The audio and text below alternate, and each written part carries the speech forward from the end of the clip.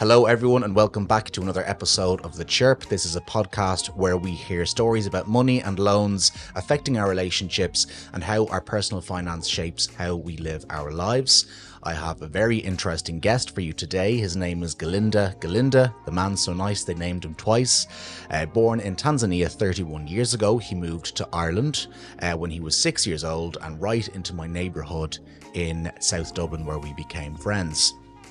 From playing soccer together on the streets, I've watched him grow through school and college to having a short acting and comedy career where he actually appeared on an Irish dating show as well, probably a story for another day, to creating his own marketing agency, Successful Media, over the last few years, and now actually living in Dubai, working on another project as well, where he dialed in from for our conversation. Ngalinda has a great story from living modestly in Dublin City to now operating two companies that are growing. I've always admired him for his character and his sense of humour as well, but now for his entrepreneurial endeavours too. It's not easy coming to a new city as a young boy, so young and competing for opportunity and trying to succeed financially. So I hope you all enjoy his story. Let's go. Ngalinda, it's so wonderful to have you on The Chirp. It's great to see you again. How are things? Good. Good to see you again, Cameron. All good, all good. Yeah, it's been a minute. It's been a minute since I saw. I think it was a couple of years now since I've seen you last. Um, Ngalinda, I've known you for a long, long time. I was quite keen to get you on the Chirp ever since I started the podcast, to be honest, because I think you have a really interesting story, not because of the amount of success you're having at the moment, but your road to get where you are today. I just think it's fascinating. So, to our listeners who wouldn't know you as well as I do, can you give us a little bit of idea of who you are and kind of your professional journey thus far as well? Awesome. So thanks for that introduction, Cameron. So, as you know, I know we know each other since childhood, and it's great to see your journey. And you're always doing different things. You're pushing, and that's fantastic. So, for those of you who don't know me, my name is Galinda, and I have the same first and second name. Funny enough, and I'm originally from Tanzania, East Africa. I grew up in Ireland since the age of 6. I'm now 31 years old, and I recently, the last 2 years, moved over to Dubai simply because as you know, but I don't know what time you're watching this or listening to this podcast, but we've had the toughest years in the last 2 years with the COVID restrictions, and having started my own business like about some 10 years ago now.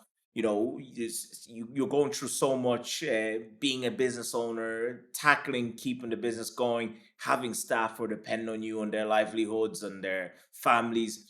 You're trying to push for business. No matter what you do, nothing is happening because it's just the way the world is, and it's happening to everyone, to the point that it gives you anxiety ish, all sorts of mental issues. So you end up looking for other avenues and other locations. How can we change our environment to suit us while we can? So the last 2 years I came up here, but ultimately that's it. I've started a business when 10 years ago, but it was more about the reasons behind starting the business, and I didn't intend for it to be something more than it is. It's more about just being able not to have a job at the time, and then it evolved over you get better and better at what you do. So and I own a marketing agency, and I have another project on the side as well now. That's the gist of it all. And I suppose, can you take me back, before kind of, you're in Dubai at the moment, but sometimes where things maybe weren't as rosy as they are now. I know the two of us growing up in Dublin City, we both lived individually in kind of small apartments and things like that. Money wasn't as available and on the ready as it would be now. So kind of what started your journey to owning your own business and having these side projects? What was the inspiration to start your own business and get off the ground in that way? Yeah, that's a good question, Cameron. Another great question. What was the inspiration based on why do we do what we do? Why are we where we are? So look, ultimately, to be quite frank, since being a child, since I was young, I've always wanted to do something, right? I've always wanted. When I watched James Bond, I saw James Bond, and I was like, I want to be like him. He gets all the girls. He has the fancy cars. He has an amazing life, and I just thought that was amazing. And I remember being in Tanzania at 6 years old. It's crazy how you can still remember that time between 4 and 6 in your childhood. I'm sure there's a memory, something can happen, and no matter what, you'll be able to recall that memory and put yourself back in that position as if it literally just happened. Mm. But if you asked me what I had yesterday, or asked yourself what you had yesterday for food, Haven't a clue. very, very rarely, you know what I mean, right? Yeah. So it's crazy. Like, so when I was 6 years old, on the plane to come to Ireland, and initially my mom came to Ireland to visit, to study, right? So my dad was in Germany doing a PhD in mathematics, so a little brain box there. We're not all like that, right? So my mom, he was looking for, and she was in Tanzania, so he was looking for a way for her to go to Europe to find better life, type of thing. And the opportunity came. Celtic Tiger. Back in the day, Ireland was starting to boom. Mm. And it's a small country, so there's less violence, less. It's a great place to raise a family. So mom came to study, and while she was studying, sure enough, we were young, me and my sister. So we came to visit to see how life was, and just to see our mom, really. The moment we landed, I my dad the other day actually told me, Galinda, when you landed in Europe back when you were 6 years old, the first thing you said was, when you called on the phone to talk to me, was, I am not going back. This is it. I Mm. am not leaving. Meaning, life was just amazing. And I remember being at the airport and seeing these businessmen, as we're getting on a flight, we're going in economy. And when you're a child, you're curious, you're asking questions. We're with our uncle and we're asking, how come they're going in a separate line? They're going, and they're not going where we are. And then inside the plane, the front end of the plane was covered and blocked off. The back end, we couldn't see what's going on, and you can just smell better food. And the guy, and I looked at the guy, why is he getting different treatment? The guy had a suit on, and so that was my curiosity. I was like, okay, so if you have a suit and you put a tie on and you work in an office, you get a different life. That's what I thought. Like that. You're a kid, you don't understand. As opposed to, I looked at my mom and she doesn't wear a suit and she doesn't put on a tie, and I'm thinking, okay, so if you do that, you get a better life, type of thing. Um, so when I came to Ireland, I remember just that experience on the flight, and then just seeing life the way it is. And I thought to myself, oh my God, I want to be like that. I want to be the kind of person who can get on a flight and just have what I want without knowing what I didn't know at the time. So my inspiration has always been like getting to that next level, type of thing. Mm. And usually, because I didn't have a blueprint, I don't know about you, Cameron. I don't know if your parents are millionaires or billionaires, I wish. but mine, yeah, me too, right? So look, we're getting the training that they got, and it's not their fault or anything like that, but they're giving you the best of what they can give you in terms of wisdom. But you got to realize that the information, like information and the source, are too important, two different things, and both are needed to give you the right path. So Mm. someone can tell you one thing which is good and it helps you, but it's actually not helping you. It's killing you off because they don't know the truth behind it and what you really need in order to get to break through that barrier to get to the next level. So me, going through that experience, thinking, oh my God, I'm young, I can achieve this. It's amazing. Watching, do you remember Richie Rich? Yeah. Remember that? Yeah, Macaulay I used Culkin. Macaulay Culkin. Yeah, did you have the tape, right? I did. I think so. I don't. I was more of a Home Alone guy. Yeah, I loved Home Alone as well. But Yeah. I and yeah, and by the way, I don't know if you've seen the meme there about how the dad could afford to have such a house with 8 kids or something. Yeah. And Worst dad in the world as well. He didn't even care when he came home. yeah, He just went, "Oh, Kevin, how you doing? How you doing?" and to be honest, again, like, so even you as well, Cameron, you guys in Europe, you're not at a struggle. In the first world countries, you're at a thriving scenario, right? The Hmm. the natural form of a human, they say, is to thrive. So when you're coming from a household such as, so you're coming from Africa, what happens is, in a third world country, Maslow's hierarchy of Yeah. needs, yeah, you find that in a third world country, they're surviving every day. They're surviving. So my father would always tell me at a young age, whenever he came to visit, which was every so often in a year, but as he left, he would always say, at the airport, I never forget, he would shake my hand or give me a hug and say, remember, struggle. So his way of struggle, he meant like work hard, work hard, work hard. It's always work hard, but he would say struggle. Whereas in Europe, you have higher chances of succeeding, obviously because of this, the resources and whatnot, the environment, but more so your thinking, your mindset. You're not coming from an area of I may fail if I do something. You're coming from an area of if I fail, I fail. I still eat tomorrow.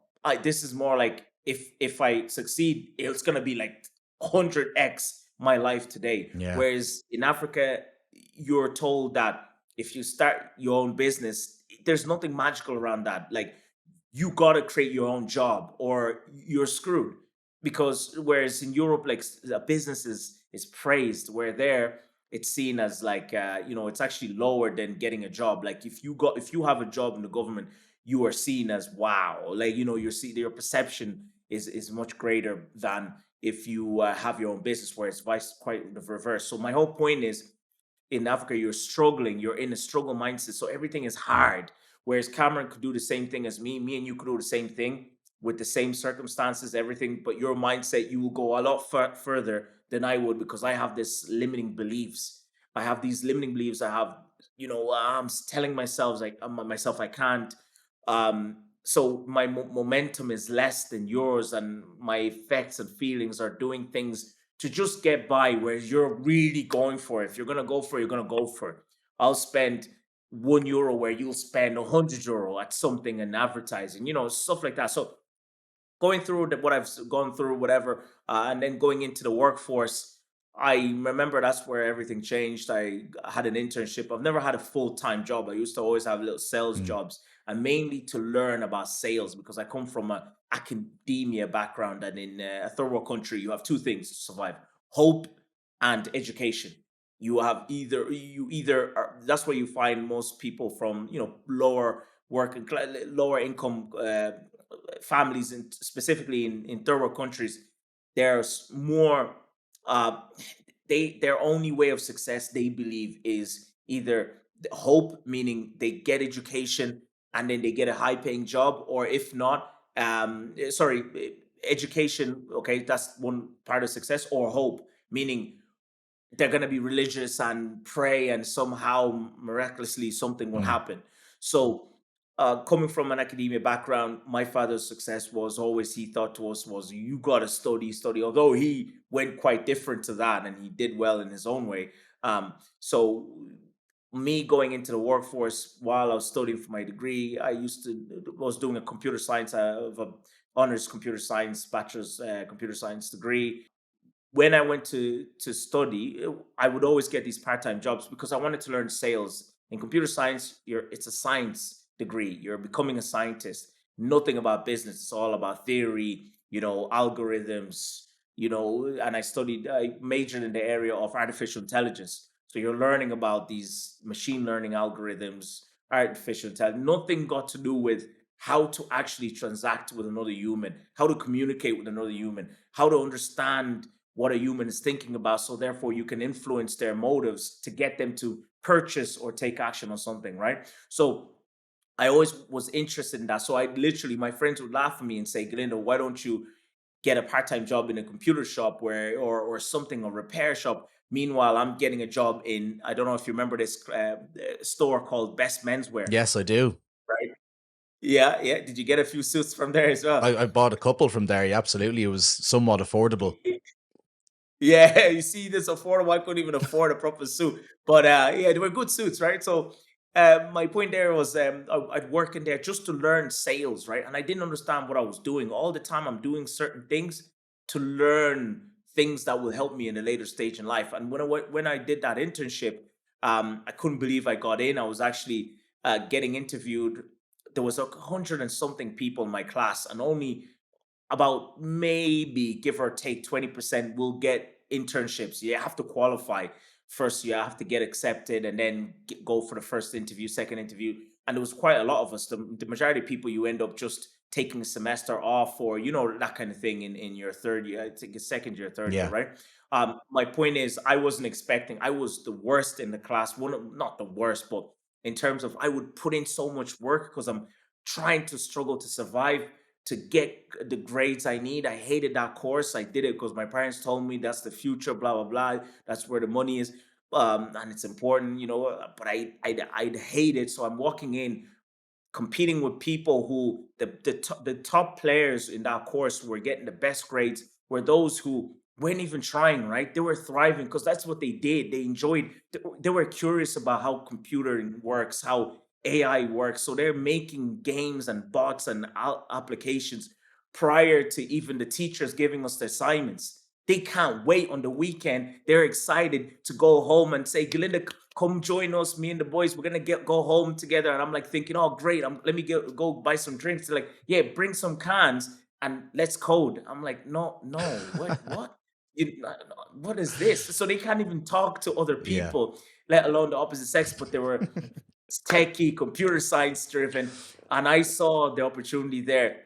And Galinda, so okay, so you've moved from Tanzania to Ireland. You are, you're living here. You've grown up here. We both grew up in the same neighborhood. You finished college. You're starting your internship. What were you doing for money? Obviously, we all survived as we could when we were college students. But going into your internship, the road now over 10 years of starting your own businesses. How are you surviving financially? So doing an internship was only like a 6 months. So what I was doing outside of that to generate revenue, and again, going back, I know I keep saying this, I wasn't technically a business person growing up, right? I just did stuff without knowing.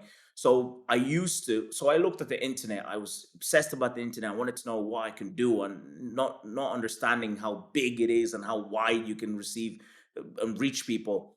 I used to have apps. I At one stage I learned from a friend of mine who, who would normally hang out, and during the summer he wouldn't. He was saying to me, I'm busy, I'm wondering what's going on. And then he said to me one day, I'm busy because I'm making websites. And I was like, what do you mean making websites? So he said, I'm making websites for people and they give me money.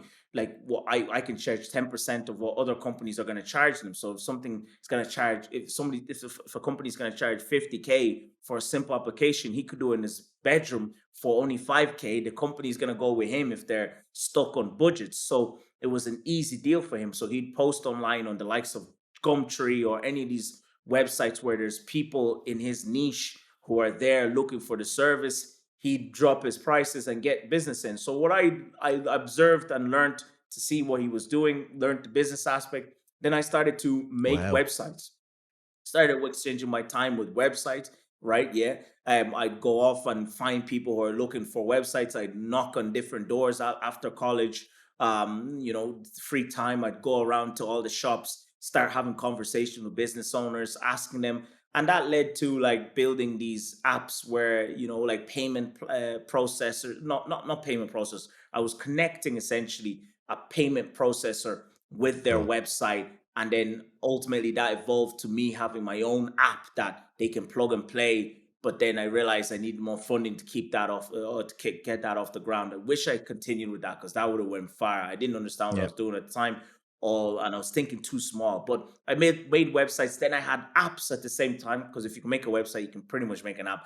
Today it's so simple. But I realized you can get paid in two ways: either A, you sell the app, or B, you rent space on the app, meaning you can rent space in terms of you can space in terms of advertising. So I started getting from €10 a week or a month to then 100, to then it scaled up to even I think 3 to 4K per month. You know, again, I had one app and then I realized, oh, this app is getting me more. So I duplicated the same app and I done it multiple times for different brands. So I had one where I realized after going to a trip in Tanzania, a lot of people love music, but they couldn't get all the sources of information about that one artist on one app. I went on the Google store. I realized that these artists didn't have apps. So I knew if I contacted them directly, it would take a long time to get approval because they have managers and management. So I just said, screw it. I'll just make my own app and just put Cameron's picture on it and all your content. So therefore, you go to the one app, get everything you need about Cameron, and even chat with other fans of Cameron. And then at the same time, I'm showing ads. It's free for you. It's a win-win. I started doing that, and I did it for political parties. I did it for a lot of things. I had like hundreds of apps, not hundreds, sorry. I had about like 20, but they had hundreds and thousands of downloads organically. because they already had traffic. So that's where I learned a bit of Fantastic. marketing. So they already had traffic. People are looking for them. Then I started just getting accumulated. But what I was thinking, my thinking was always small. I would do certain things and not be able to see the big picture. I'll just see it as it is, instead of, oh my God, if I duplicate this and make a portfolio, I could sell this later at an X multiple, or I can, continue to grow that and increase revenue. So that I would just look at it as that is that, and I'm never going to get to that level. Although I didn't even have a vision of getting to that level because I didn't know what that level was. So there's a couple of challenges there, but ultimately I used the internet, I leveraged the computer and a phone to get going. Websites, then I had apps that were paying me monthly. So I've never struggled for money because not that I would have a lot of it, but it will always be something I can use that's coming in to pay for the Netflix, or to pay Yeah. for the bill at home, or to pay for this. That's the goal. It's not to accumulate a lot, because that's useless. Money sitting there without being used is dead money. Dead money is useless. Look at inflation. Look at today. The euro has plummeted, right? So what's the point in that? It needs to be in circulation. Like, your money should be having €1, $1, £1 should be having another euro, another dollar, another pound. Should be having three babies. It's so great to hear, because obviously coming from Tanzania, and what you were mentioning about not having a limited mindset of not having the best success trajectory that someone that was born in Ireland might have, but to kind of hear your outlook on your business, and how you made money as well, is fascinating. That you never actually wanted for you were never actually that poor when you went out on your own, and you always grafted.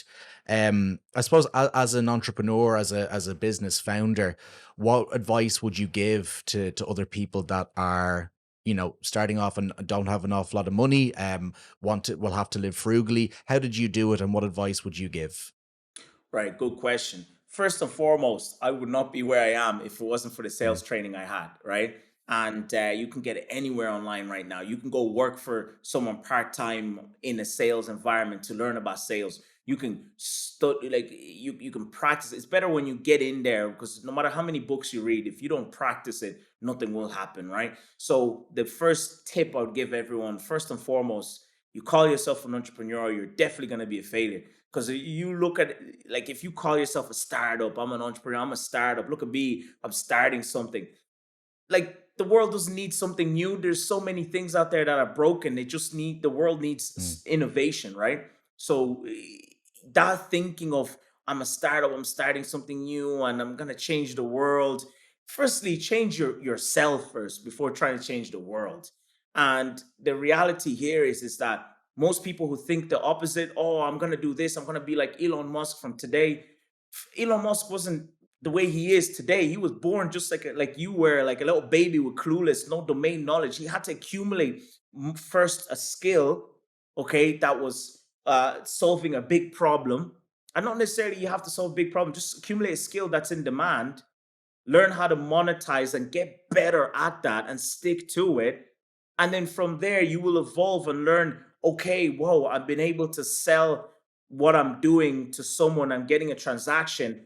Oh my God, now I'm getting this euro coming in, but because it's not, guaranteed every day, it's in business, I got to learn how now to put money away. So the first goal, like Grant Cardone, a great guy, you should definitely follow him, whether you like him or not. There's a lot of knowledge you learn from that guy.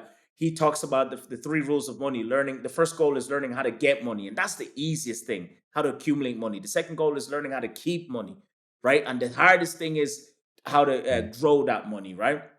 So that comes naturally. The goal isn't for you to think that far ahead first. The first goal is to have a vision of what you want, where you want to go, so you know where you're going. But the most important thing you can do 90%, they say 80%, but I say 90% of your time, is selling. If you're getting started today, your goals are completely low to where they need to be to achieve that goal. So if you have a goal of getting something, you got to think 10 times that. Because at least if you fail at the top, guess what will happen? You land among the stars. So if you shoot for the moon, you land among the stars. Meaning, whatever goal you've set right now, if you don't 10x that, I promise you, and send me an email or something if you do get this result, and I will pay you money, because you will 100% not get it, especially at the start, because there's a lot of turbulence that you're gonna come across. There's life. there's then the business, and then there's environments like we got corona. Maybe in the future you'll have another disease, maybe government issues, another war. There's so many things you cannot predict. Therefore, you got to do 10x your actions. So if you're getting started today, remove that I'm an entrepreneur, because that's just saying I'm a failure, right? You don't know what you're doing. Be a person who's not after money. Money is a byproduct. Be a person who's after solving problems. Find out what the problem is that your people have.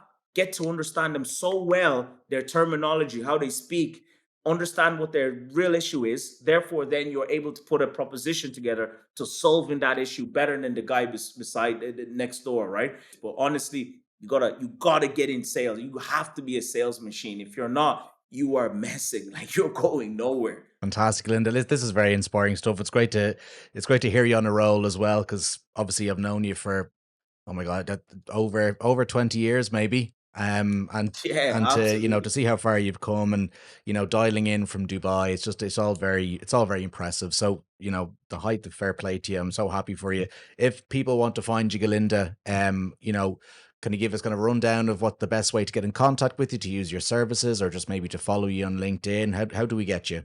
Awesome, awesome. Thank you so much, Cameron. So yeah, you can follow me on Instagram. Just type in Galinda, Ngalinda.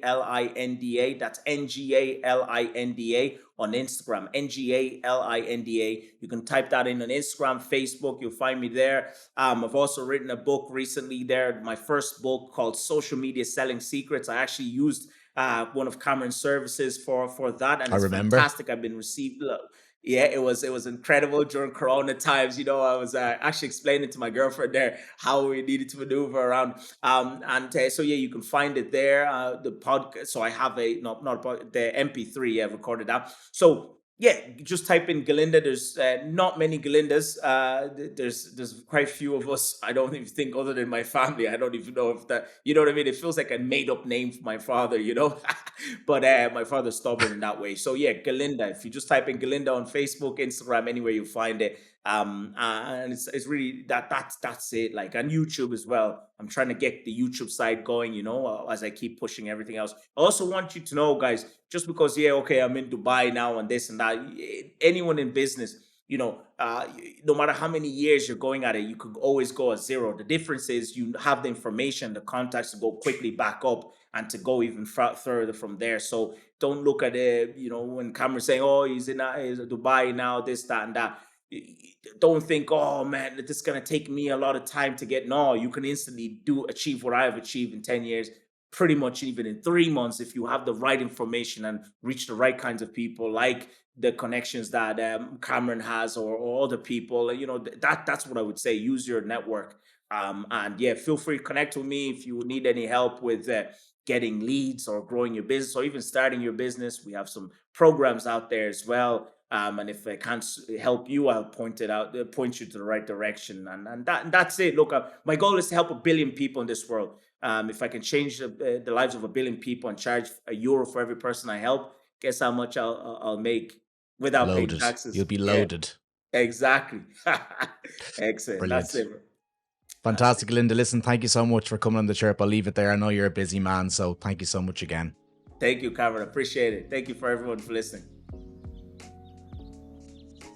So Galinda came to Ireland just before our economic boom, aptly named the Celtic Tiger, and there were lots of jobs and money in Ireland around the time that we were teenagers and beyond, right up to 2008, I should say.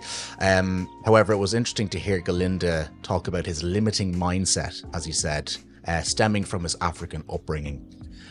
Also interesting to hear him talk about the two things that keep people motivated in Tanzania and Greater Africa as well: hope and education. And it's clear that Galinda opted for both when he moved to Ireland. And on a podcast where we often hear stories about our guests asking for help when it comes to money, Galinda showed self-reliance by grinding and hustling to make sure that his revenue stream was always flowing. While he sort of slated his computer science degree, one can't help but notice that it was these skills he acquired that kept him afloat in his early professional days by building websites and apps for clients. So Galinda's secret sauce, you could call it, to ensuring that his personal finance doesn't suffer, is his ability to sell. It's clear that's where his passion lies. He has a huge drive when it comes to business, and I really felt his energy when he talked about how important it is for individuals, for entrepreneurs, anyone who needs to earn money for a living, to become good at sales. And Ngalinda owes his ongoing financial success to still getting on the phone first thing in the morning right through to the end of the day, talking and selling to clients. So hope you all enjoyed hearing about Ngalinda's journey, and be sure to check him out on LinkedIn and on YouTube as well. That's all for this episode. Be sure to get in contact if you have some awesome stories of your own to tell. We'll be back in August for another episode. Until then, stay safe, stay healthy, take care.